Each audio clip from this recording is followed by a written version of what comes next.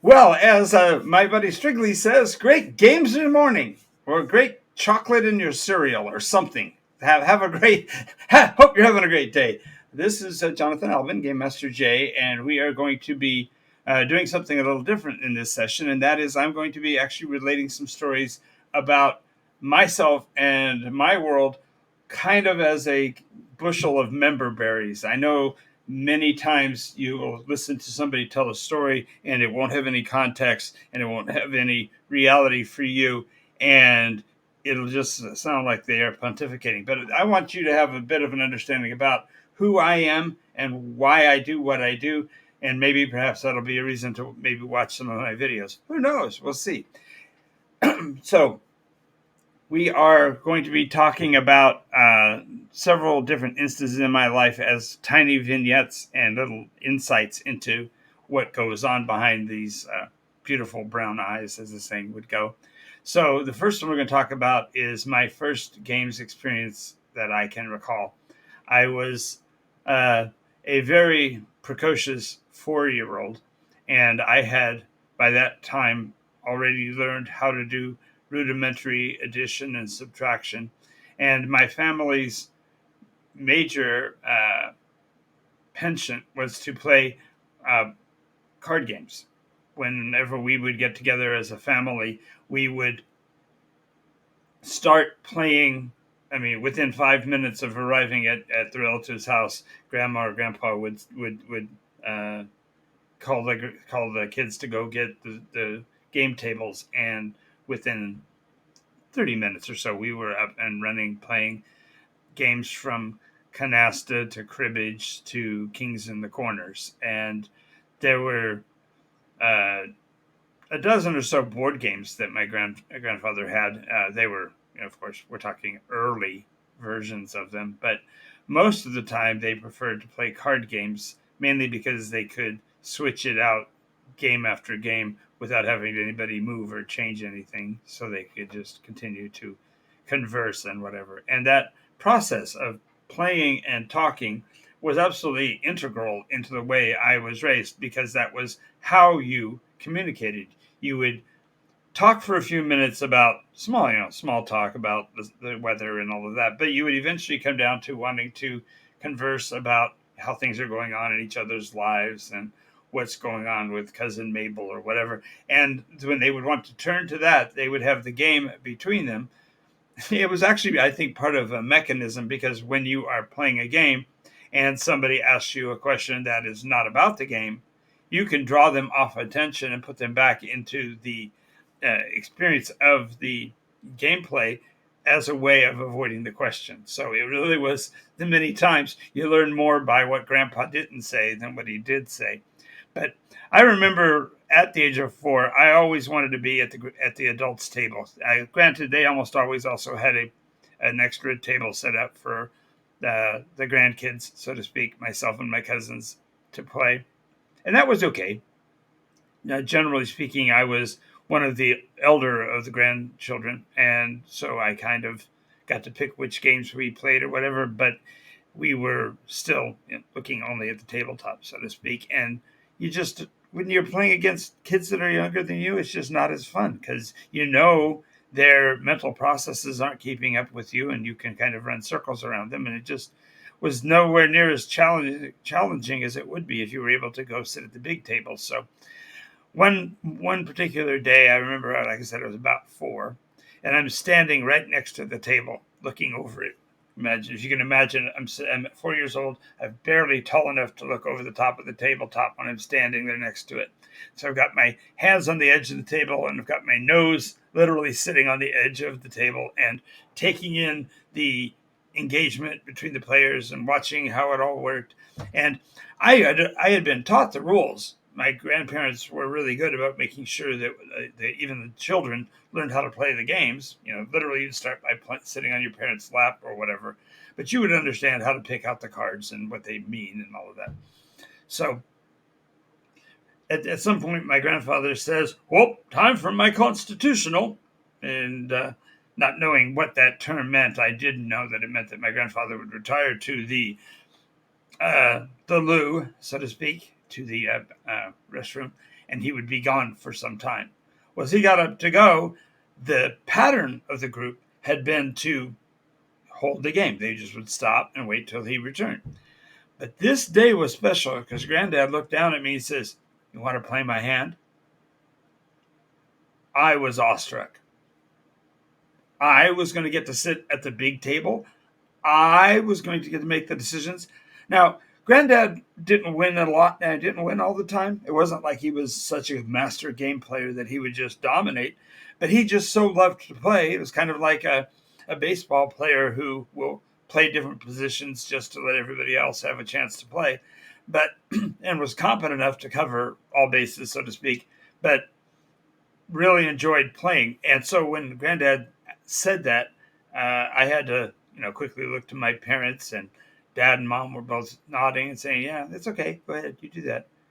And I climbed up into that big chair, and it was an oak kitchen chair, and it was warm already, and it was a cooler day, and I remember it so clearly.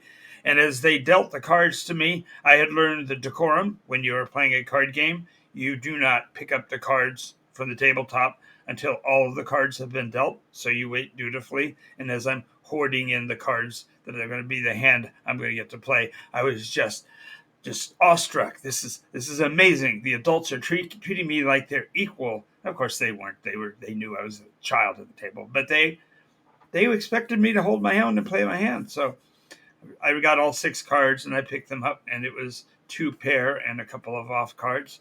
And the off cards didn't match into a run or anything. So best choice from this hand was going to be to keep the 2 pair. I remember it just so clearly. It was a pair of jacks and a pair of twos. And as I'm holding the cards, if you haven't played the game of cribbage, it's a counting game where each person, as they play their card, are adding to a numeric value that's aiming towards a finality at 31 points. And the objective of that portion is really to get to exactly 31. And if you're able to be the one who plays the card that brings the count to 31, you're able to gain 2 points. Now, there are a lot of other ways to score in cribbage. You get scores for numbers that add up to 15. You get scores for playing a pair to somebody else's card and so on. There's a lot of it that goes into it. So sitting there with those 4 cards in my hand and the other cards discarded, I was just the other card discarded. I was so pleased.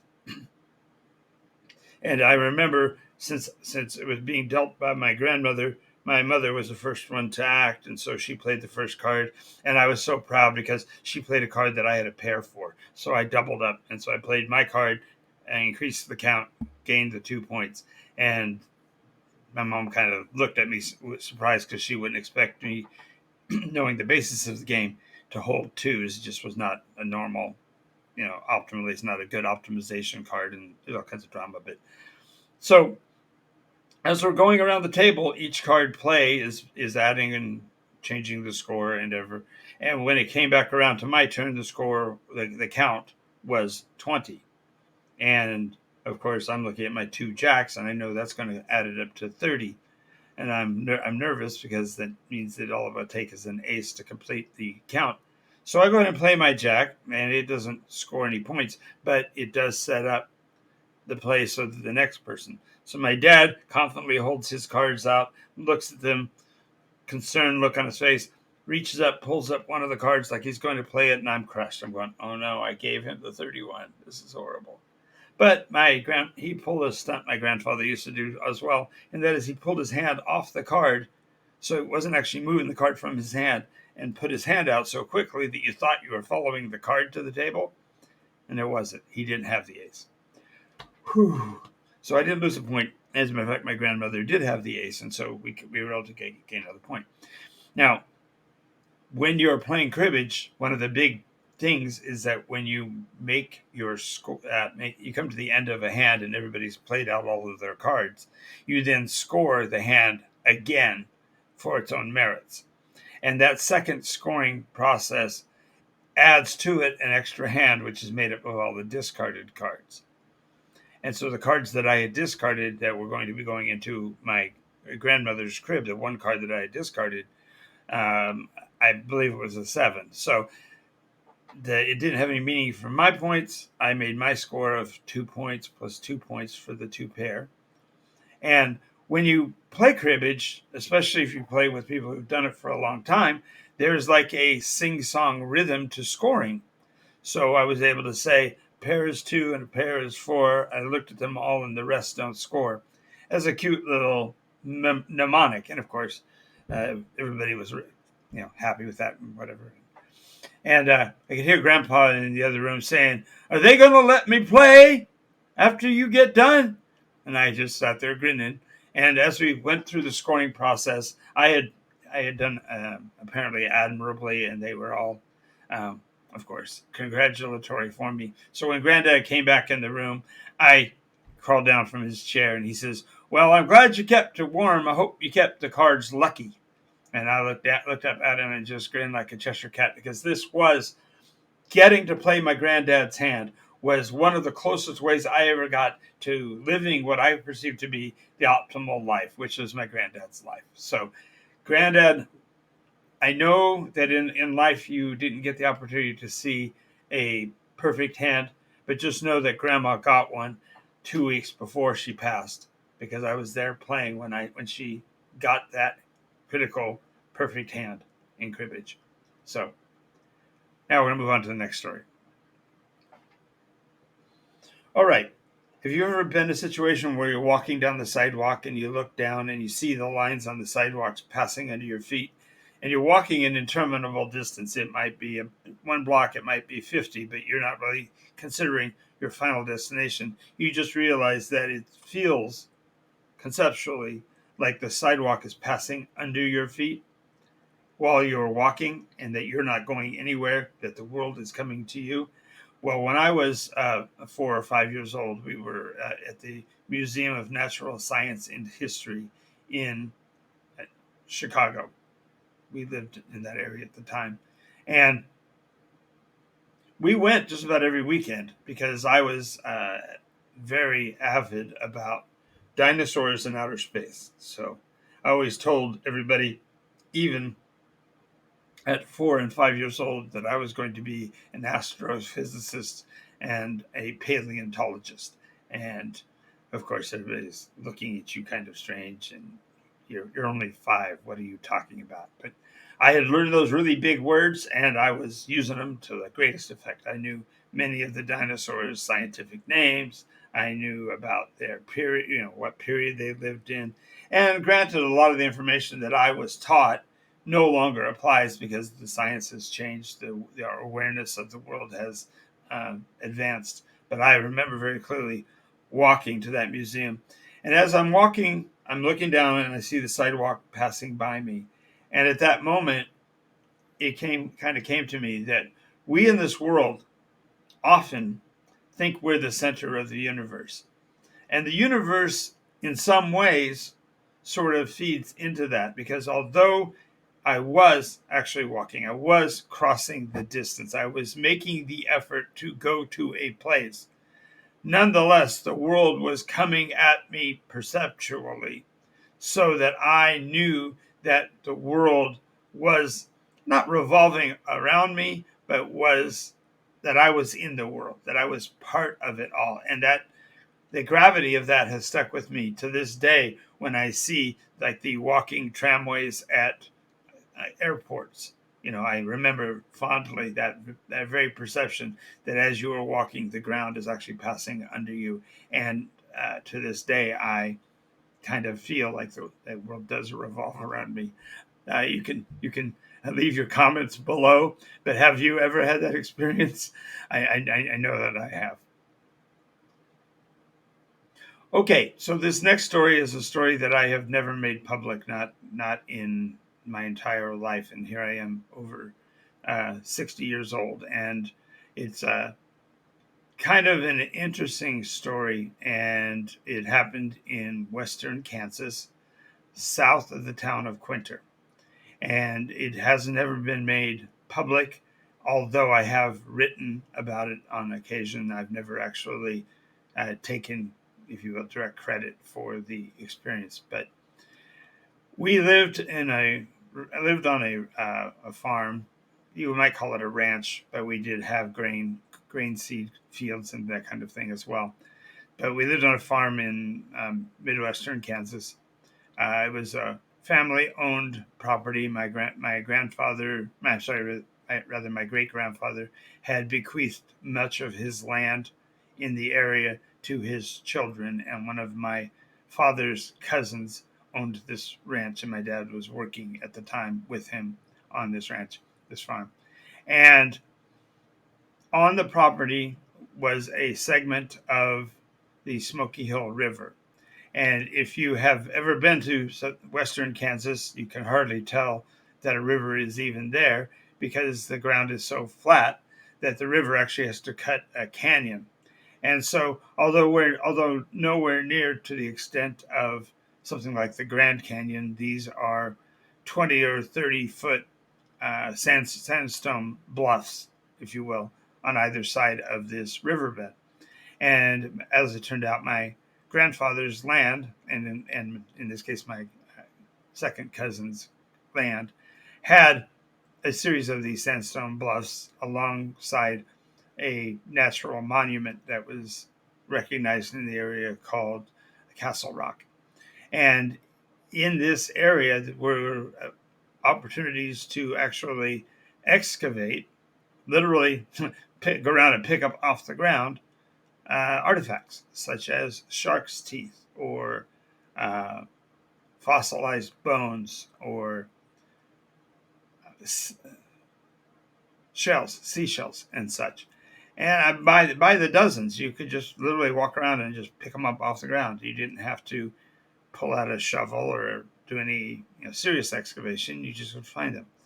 Well, out in that area, we would often go out and play. And in the springtime, before the snakes come out, before it gets too warm, you can run around and run up and down these tiny canyons and such. And they are very memorable in that they feel much like the kinds of scenes you see in American Western movies. The Horse Thief Canyon, that is inevitably in just about every cowboy Western. You're able to run up into these canyons and chasms and climb on the rocks and all of that. And while you could, really become an avid climber in terms of free climbing, most of the time it was just, scurry up the canyon to its end and then find a place where you could, jimmy yourself between two ridges and climb up on top. Anyway, my sisters and I would go out and play hide and go seek and such in these mountains and this terrain. And on this particular day, I was 11 or 12. Maybe even 13. I don't recall. But my sisters being 2 and 6 years younger than me, were considerably smaller. And as we're out there running around in the game, I had climbed down one of the canyons and gotten up, skimmied up onto the top of the ridge. When I did, I could look out across the valley, across the river valley, and that vision point would have been obscured for my cousins, for my sisters, because the terrain was very twisted and turning by the types of canyons. So when I look out across this area, I see an object that is not touching the ground. It's hovering maybe 8 to 10 feet off the ground, and I could tell that it was hovering because there was this heat emanation. If you've ever been into the American West, there's often these, we used to call them mirages, but really all it is just a distortion of the visual by the light being reflected off of the moisture. And so there's this oval object, roundish object, silver in color, sitting out in the middle of this floodplain, if you will, for the river between this bank and the far bank.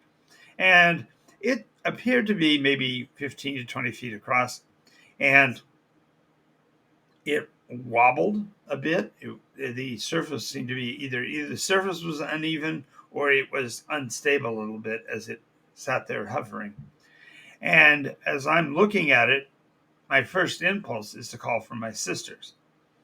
And as I'm observing, I can hear their voices down in the canyon behind me. So I turned to shout to them. And as I turned, I heard somebody say stop. Now I don't know whether it was heard with my ears or with, whether it was something that was sent to me telepathically or whatever. And I'll explain why this became a curiosity, because as I turned to look for my sisters and the voice said stop, I instinctively responded to that by turning back to look in the direction of where I perceived the sound to have come from, and the object is now hovering across the floodplain downriver. I say river. There's no water. It's dry. It's dry as a bone, but it's cruising down this passageway and down this field, and it seems to be doing kind of like a terrain following, in that it would rise and lower based on what, brush or whatever it was over, and so it seemed to be responding to the ground. So as I'm watching it, my sister comes up and grabs my arm from behind. Gotcha, she says. Now, as I just said, I heard the voice shout, "Don't!" They heard the voice shout, "Stop!" and had turned to follow it. When she grabs me, I kind of take in my breath, and I turn to her and say, "Did you hear that?" Because certainly, as close as she was to be able to touch me that quickly, she surely would have been within the hearing range of the shouted stop. She looked at me like I was from the moon, like I didn't know what I was talking about. She was grinning like a Chester cat. She says, "Come on, we're still playing. You gotta chase me now." She laughed and took off running. So I turned back to look to where the object was, and by this time it was a considerable distance, probably close to a half a mile to a mile down that road, that waterway. So it's much smaller now. Instead of being what appeared to be 8 feet across or whatever, now it's looks to be maybe an inch across, and it goes skyward now at just rapid speed. The other sister, who had been playing, had apparently followed my first sister, and so she comes up behind me and kind of growls like an animal. She loved to play that she was a wildcat or whatever. So that was the football team's emblem there in Quinter. But when she called out, I turned to look at her, and she says, "What you doing?" And I said, "I'm watching that." And I turned to look back, and it was gone. Of course, she never saw anything or whatever. So that's the first part of the encounter. Now, the second part of the encounter occurred the next day. So therefore, this had to have been a Sunday.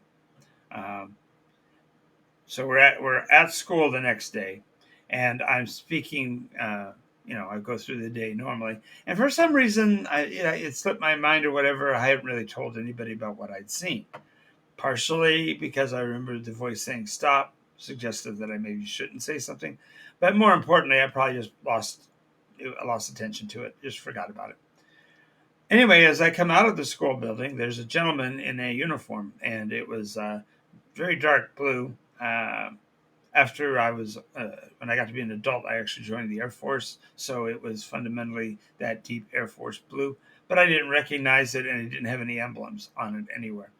And he had a pocket square. It was very strange. Anyway, I see this gentleman, and he calls out my name, and this is in the stranger danger era, so you're not supposed to talk to strangers. So I just kind of look at him and turn, and he says, "Miss Pierpoint said that I could speak with you. Do you have a moment before you go to your bus?" Well, Miss Pierpoint was my teacher at the time, and so I eminently trusted her. So sure, I'll talk. I said, "But I do have to catch my bus." And he says, "Trust me, you won't have to worry about your bus. You'll be on time." And he strode towards the doors to the front of the building, and I followed him out. And in front of the building was this limousine. Now, I'd never in my life been anywhere near a limousine, but I knew what one was from television shows, right? So I was aware of what a limousine was, and he walks directly to it, and he opens the back door. And now I'm scared, right? I'm not going into the building.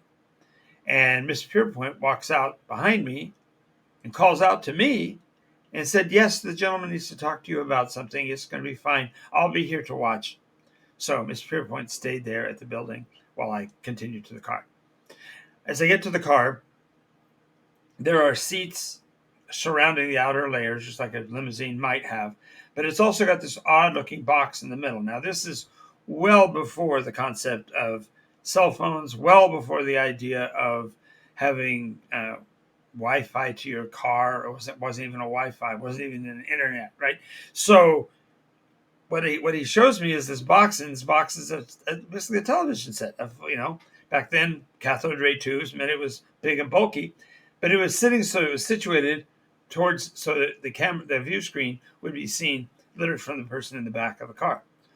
So from the side door looking in, I could see the um, screen, and there on the screen was a very, I guess you'd say, sanitized version of the image that I had seen, the same kind of craft, if you will. It was uh, overall from above, you would see it as a disc, but seeing it at an edge, it kind of looked cigar-like, and it had a slightly raised dome, and there was a difference in sheen, as if the upper portion was polished and the lower portion was like satin finished. But as I'm looking at this image, he says, "Do you recall seeing this weekend?" And I said, "Yeah." He says, "Well, it's a matter of national security that no one becomes aware of this, and young man, you are important to our case, and so for the safety of you and your family, we need you to keep this to yourself and just not talk to anyone else about it." Well, I was terrified when he said that, because I didn't want anybody going after my family. I didn't want any problems with the law. I didn't want any problems with whatever governmental office this was. And so I quickly said, "Yes, I agree. I won't tell anybody." And he said, "At this point, we're not going to be talking about it, but at a point in the future, you'll be able to, and we will advise you." Well, I was 11, maybe 12. Oh, what did I know? But I said, okay. And for years, it just my. Oh, there's an aside. When I left him and headed for my bus, I found that the bus had a flat tire on the front, and so we ended up being delayed quite some time as they brought a compressor over and refilled the tires. So there's some shenanigans, I'm sure, that went on there. But I was able to catch my bus, and then no one was the wiser. And so that encounter was fulfilled. We've now moved four or 5 years into the future. We are 4 or 5 physical moves from where we were, because we went from uh, Kansas to Colorado to Arizona and then to San Antonio, Texas. And so San Antonio, Texas, it's my junior year of high school. So it's been a long time since that experience back in the uh, canyons in Southern California. I mean, in Colorado. I mean, Kansas, and the Sandstone Bluffs. And so I'm riding my bicycle home from school. And as I'm riding home, a limousine pulls into a driveway in front of me, cutting me off. So I stop abruptly, kind of surprised. The door opens, and honestly, I cannot tell you whether it was the same man. It could have been. He was as bald as he was the first time, and I didn't mention that before, but he was a bald individual, same blue suit, same structure of the car with a box inside it. Even though I'm sure it was a different year model, I would not even hazard to suggest that it was the same one.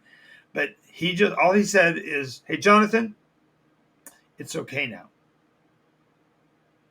And immediately I knew of what he was speaking. I knew that he was talking about that experience when I was a kid.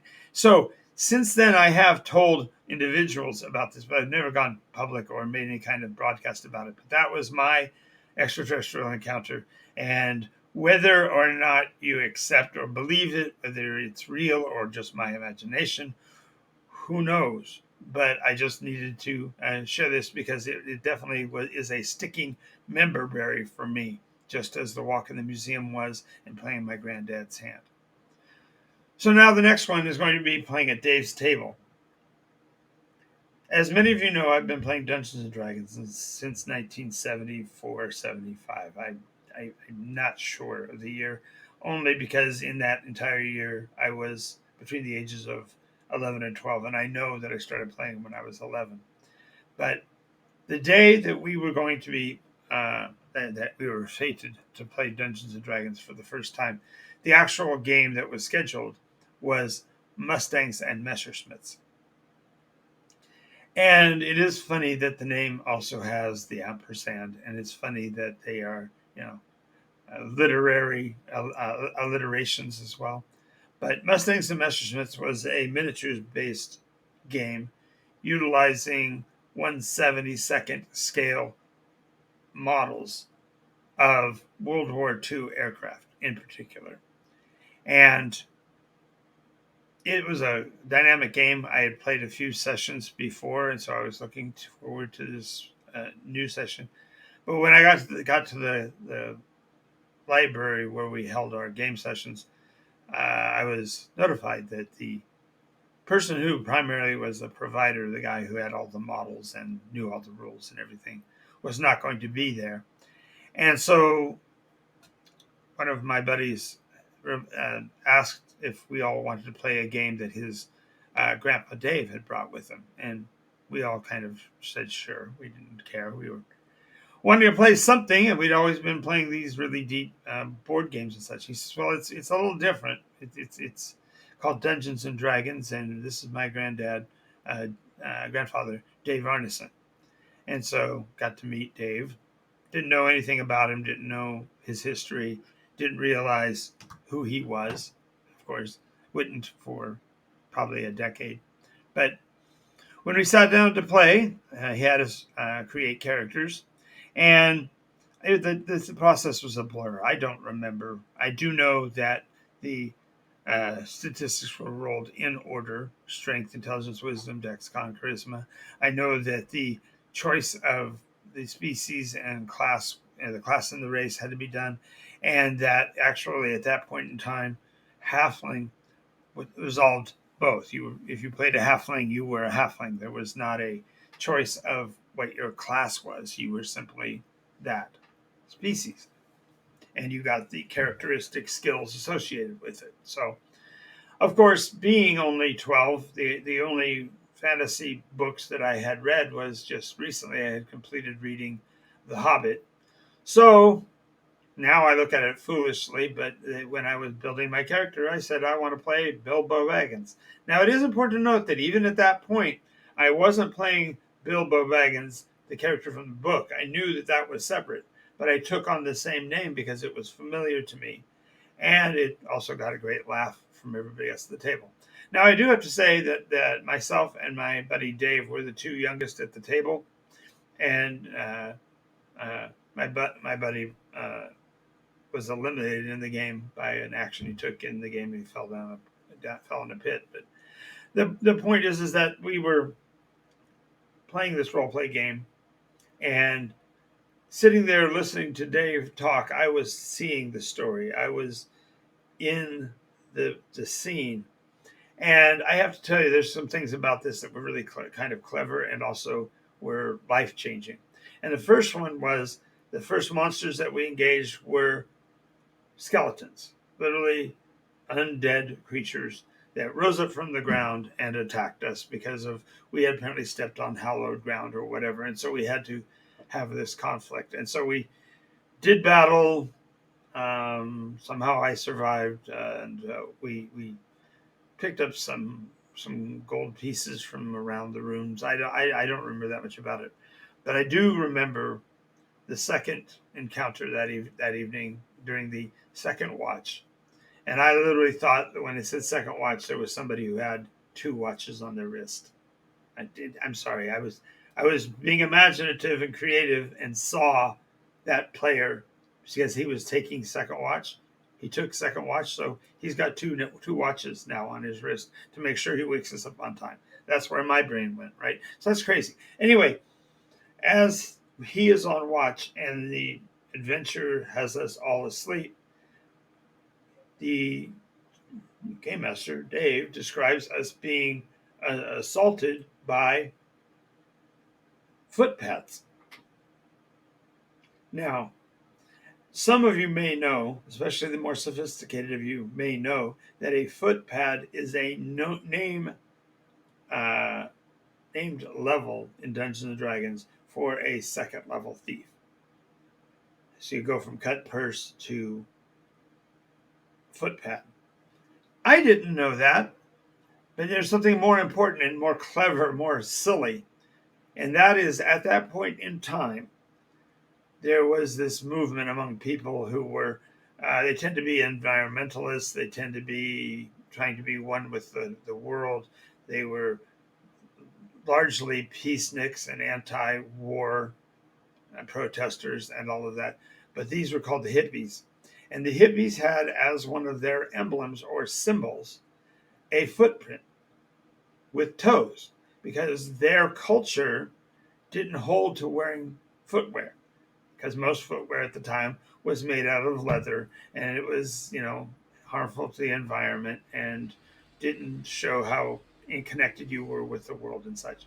So the bare footprint became their emblem. And opportunistic vendors, knowing this, started to create these little foam cutouts of a footprint, connecting the toes to the foot so that it was actually one whole piece. But then they would carve those or cut those out of fake fur to kind of push the fur agenda back onto the hippies. Well, these were really extremely popular at this point in time, and although you probably have a hard time finding images of them in the world, nonetheless, these furry footprints were what I had in my head as footpads. And here's why, if you consider it. We were told that they pursued us from town, that they followed our tracks, that they attacked us in the dark, and they went for our throats. Now, there was a little movie that had come out recently at that point in time. You might have heard of it, Monty Python and the Holy Grail. So the idea of the rabbit going for the throats made sense to my pea brain, my young brain. And it was like, oh my goodness, we're being attacked by footpads. I get it. I see them. And so we fought them off. And the whole time, the storyteller kept saying, do you want to stand up because, you were sleeping? And I said, no, I want to fight on my knees. I'm closer to the footpads. He would just kind of look at me kind of funny because he didn't get what I was seeing because he was describing it from a different perspective. And this really taught me something seminal about role-playing games.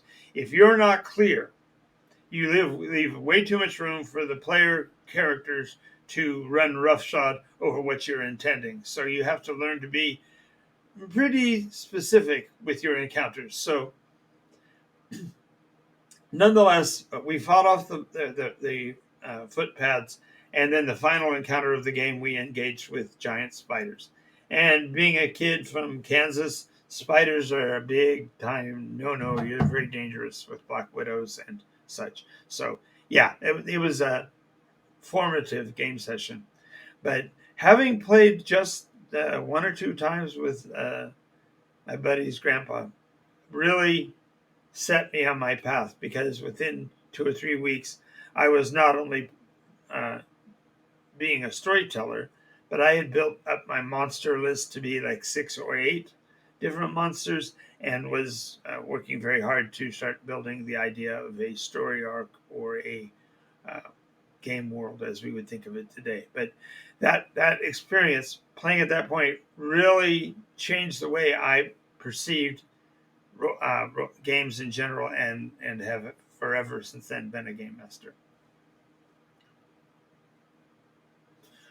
Alrighty, next story I'm going to tell is about my graduation from high school. I was precocious as a kid and had determined that I wanted to join the Air Force because of the potential that it would provide me with the access to college. My parents were not wealthy by any stretch. We were, Dad always called us middle class because he always perceived his own value to be arguably higher, and it really did help as far as the types of jobs he got. But he was undereducated. He had finished high school, but that was it. He had done some work in uh, the retail industry, the grocery industry, but then abandoned that. He had gotten into several, arguably get rich quick mechanisms. He was involved with the Amway Corporation. He was involved with a couple of insurance organizations, all of which that were they were credible, and he worked well and he worked hard and he did okay, but they were never, going to make the kind of money that would be required to pay for a college education. So I knew I was going to go in the military. So as I made that decision, I also was in transition between high schools. I had been going to school in Kansas and had moved to Colorado, and the graduation requirements were considerably less numerically. This is back before all of the regimentation and organization that we see in our world now. But back then, the points that you had to have to graduate varied from school district to school district, and the class you took varied from school district to school district. So, for example, in Kansas, one example is that in the language classes, if you took German for 2 semesters, it was called German 1 and then German 2, both within the same year. But in Colorado, the German class, German 1 and German 2, were full year courses, and therefore you were perceived as been completed 2 years in that language. And that was in Colorado a stipulation that wasn't in Kansas. And so I was concerned that my graduating from high school was going to be a challenge because the numbering systems were all janked up and all of that. And fortunately for me, I had an aunt, my father's sister, uh, Mickey Juneman, lived in Colorado, and she knew the school system fairly well. And so she was able to reconcile the numbers in my course so that I was able to graduate at midterm of my uh, senior year. So I had finished my junior class, started the senior year, and was able to graduate by January. So this process meant that I was being compared with other students that were graduating at the midpoint, and my grade point average was high enough to justify being the salutatorian, which means I was the second highest grade in school. And the first highest grade was a young girl from Vietnam who had come over to the States after the war period and had excelled in school, and so she was eligible to be the valedictorian. But since she didn't speak English very well, she was very concerned about being the one to provide the speech, and so she surrendered the valedictorian title for the salutatorian title, so that she wouldn't have to make a presentation, and therefore I was actually elevated to valedictorian. So although my grades were uh, very good, I was well into straight A's, but the decimal points back then were really confusing compared to the way they do grading now. And I don't even want to think about what the modern mechanism is. But at any point, at any rate, I was chosen to do that presentation speech. And I was literally picked a week before the speech was to be given. Now, what we didn't know is that there was going to be something very dynamic that was going to occur literally the day I graduated, which was January 20th of that year. And so, as the news started to be revealed and my speech was getting closer to being concluded, my aunt came running in the room and says, "Hey, we need to change the wording. We need to adjust this." And so she added a word that I had never heard of. And as mentioned here in the title, it was the word pensive. Now, I had heard of apprehensive, I had heard of comprehensive, but pensive? No idea what that meant. So I literally had to, on the day of my graduation, learn a new word and be able to utilize it in the sentence and in the structure of the speech. And so, as I gave my pensive graduation speech, I was able to draw the attention of my audience, who may or may not have been able to see the local news, because back then it wasn't 24-hour news cycle yet. But I got to announce that the hostages in the Middle East that were being held were being released because Ronald Reagan's brinksmanship had gotten them released from their imprisonment. And so the Iranian hostages were going to be coming home. And so that speech, to me, holds a lot of power because I didn't even know really of what I was speaking until I spoke the words and realized that I was getting to announce to a group of adults something that would change potentially their lives if they were affiliated with or knew anybody that was among those that were imprisoned. And it was just such a there was such gravity in the room that it led to some of the seriousness of my life, but it's definitely one of those member berries that just every once in a while pops into my head and I think about the magnitude of it. Shortly after high school, in fact, immediately after high school, and it was actually before my original graduation date, I was scheduled to be in the Air Force basic training. And so within a year or so, I had completed that basic training. I was on my way to my career station, which was Beale Air Force Base in Northern California. And the equipment that we worked on, of course, was under top secret clearance. The vehicle that I worked on then was the now well-known SR-71 Blackbird. But at that point in time, it was still pretty shrouded in mystery. But the equipment that we worked on was a radar mechanism, and it looked inland. And I'm not going to go into the details of it. That part was all well known. But the device operated at an extremely high uh, power rating. And one of the biggest difficulties of working with that power rating is that if you did something wrong or you made a mistake, not only would you potentially fry the equipment, you could actually hurt somebody, even possibly kill them by the amount of current and power you were pushing through the systems.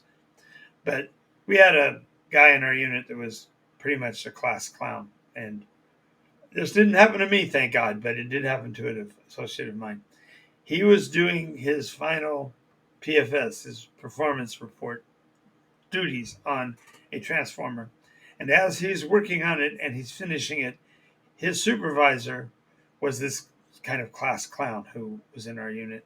And while he was closing it up, buttoning it up, and finishing it, everything was safe. There was no danger at all. But this sergeant walked up behind my friend and went, I can't even do it with my lips the way they are. Yeah, I can't even. PFFFFT. That explosion sound that your mouth will make if you make that sound. My buddy jumped up, and when he jumped up, he threw the instrument that he had in his hand, which was a caliper, and he threw it so hard upward that it stuck in the ceiling tiles 20 feet in the air. And when I left that base, that caliper was still there. So, yeah, it was all fun and games, and nobody got their eye poked out. But that PFFT moment was so memorable that I still hold on to it. And that story is going to lead directly into the next. And the next is the time I said no. Now, as a game master and a storyteller, I believe in yes and. In other words, I'm an improvisational humorist. A comedian will often use this mechanism where a person will say something ridiculous, and instead of countermanding it or challenging it, he would then respond with yes, and then something else ridiculous, and they would just run up and ship themselves. And that's how one of the ways comedy works. So, being a yes and person, I was preparing to run a game session at my house. At this time, I was living in base housing on on Beale Air Force Base, and I had a really nice place, and it was ample and had lots of room for my friends and such. So, all of my friends from work, I had probably a half dozen folks, and more likely closer to a dozen folks that came to the house, and one of them was Brian, and I honestly don't remember Brian's last name. I see his face. I know him really well. And if Brian, if you're out there and you hear this, reach back to me because I'd love to have contact with you because we had such good times back then. But Brian walks in. No, I'm talking about the wrong friend. No, it was Brian. It's Brian. Brian walks in and he's got this bottle with him, and it's sealed. And I can tell really quickly it's an alcoholic beverage. And even as he's walking up the porch, I'm already shaking my head because my experience with role play games has always been completely free of narcotics, even smoking, alcohol. There was none of that involved in our game sessions at all.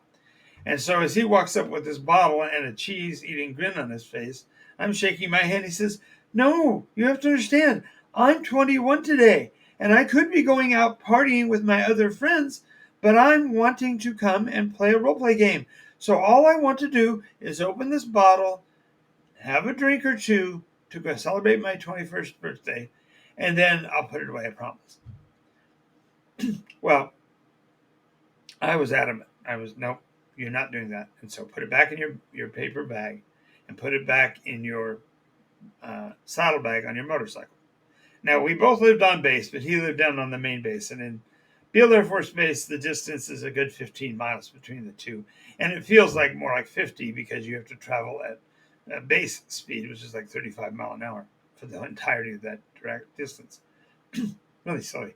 But he relented and agreed not to. So we played through the session and had a great time. Again, he checked to make sure the bottle was still there when he drove off, but he headed back to base, back to the main base.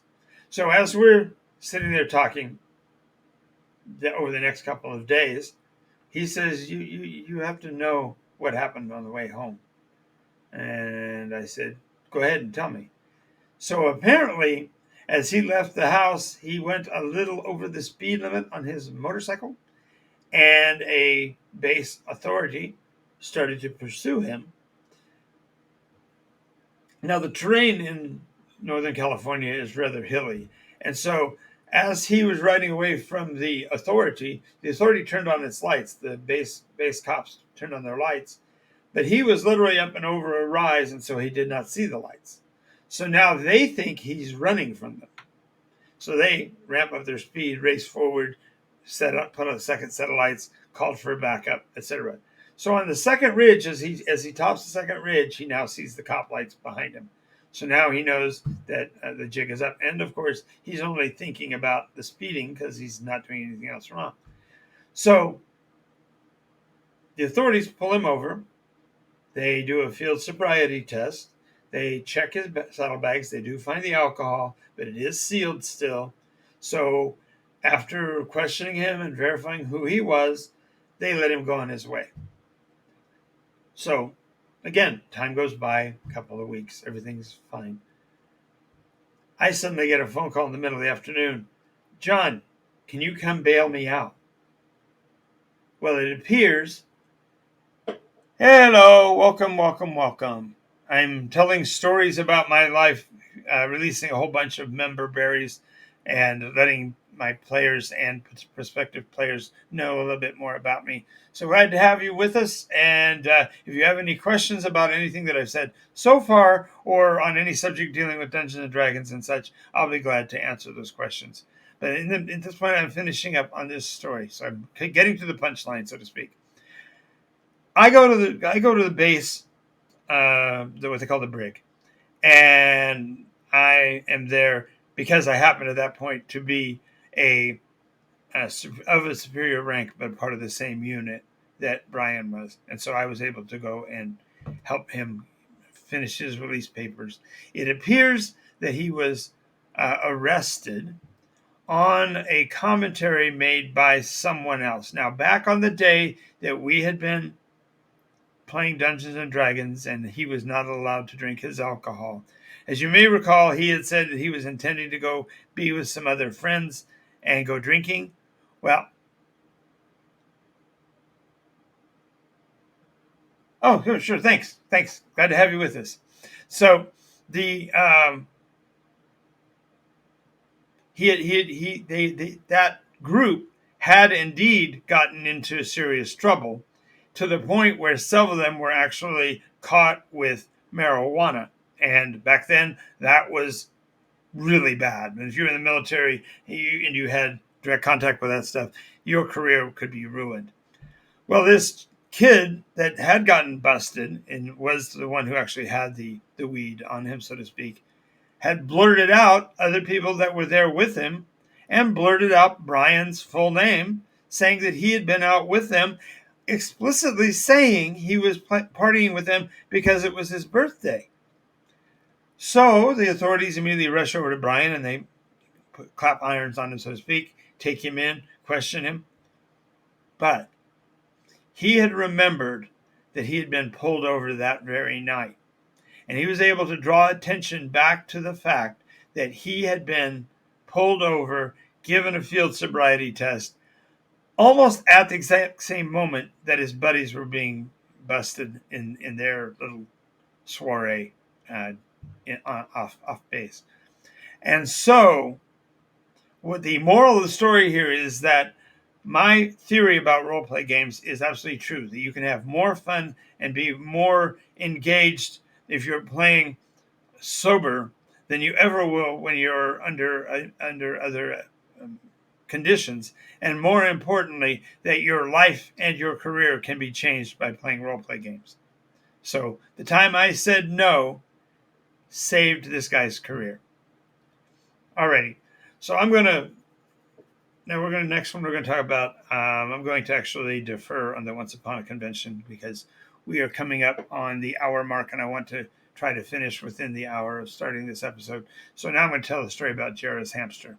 My daughter, bless her heart, she was 5 or 6 years old. I think she was 6. She'd made it to first grade at the private school to which we were affiliated, and the teacher had appointed her the overseer for caring for this class's hamster. And for the life of me, I can't remember the hamster's name. I'm sure he had one, and I'm sure it was very charming and silly. But at the end of the school year, as you may know, hamsters don't have extremely long lifespans, and this one was nearing its age out. And my daughter had asked for permission to care for it. Well, the teacher was concerned because this was a Christian private school, and the consideration for what my child might go through with the death of this animal was of a concern to the teacher. But I assured her it'll be okay. We'll handle it or whatever. And so Jera very proudly at the end of the school year got to bring the hamster home, and the hamster lived good and well for about 3 weeks. And then one morning it was gone. And my daughter, had to bring that to our attention. And so we all went and stood in the room, my son and my daughter and my wife and me, looking down at the poor, silent little creature. And because of what the teacher had said, I was concerned as well. And so I leaned down and I said, Jera, your hamster is passed on. He's no longer alive. And so usually, culturally, what we do is we tend to bury dead things. Would you like to have a funeral for the hamster and then, maybe do a burial ceremony in the backyard? To which she turned her little face up cheerily and looked at me and with a flounce of her hair said, "Nope, just put it in the dumpster." So, A, she had a sense of humor. B, she totally understood the difference between an animal and a person. C, she wasn't going to be bothered with the mechanics of the departure. And D, she knew that the trash dumps would eventually bury it anyway. So Jera's hamster is a story I recall every time a player gets particularly wound up with the death or demise of their pets or familiars or companions. And it's like, it's an animal, it's a part of the story, but it's just that. It's not anything but an animal. And be more pragmatic next time. So, this has been Game Master Soapbox. Yay! Thank you so much, Lord. It's glad to have you with us.